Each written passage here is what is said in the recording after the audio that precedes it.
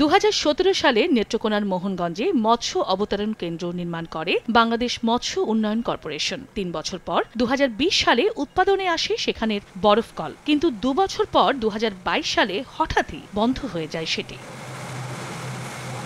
ব্যবসায়ীরা জানান, শুরুর দিকে অবতরণ কেন্দ্রে 57 জন আড়তদার থাকলেও বর্তমানে আছেন 47 জন। বরফ কলে উৎপাদন না থাকায় বাইরে থেকে বরফ পরিবহন করতে অতিরিক্ত অর্থ ব্যয় করতে হচ্ছে। অন্যদিকে মাছে বরফ দিতে না পারায় কম দামে বিক্রি করতে হচ্ছে জেলেদের। কেন্দ্রে বরফ কল চালু থাকতে 380 কিলোওয়াট বিদ্যুৎ অপ্রত্যাশিত লোড, আমরা প্রায় 280 বা 310-20।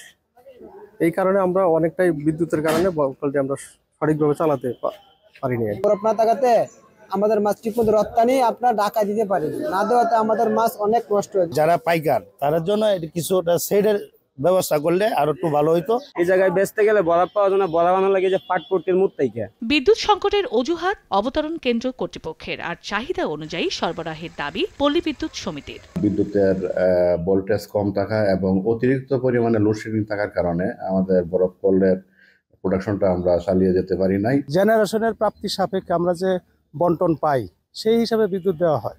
যখন লোডশেডিং এর অবস্থা থাকে, জেনারেশন খারাপ থাকে, তখন তারা কম পায়।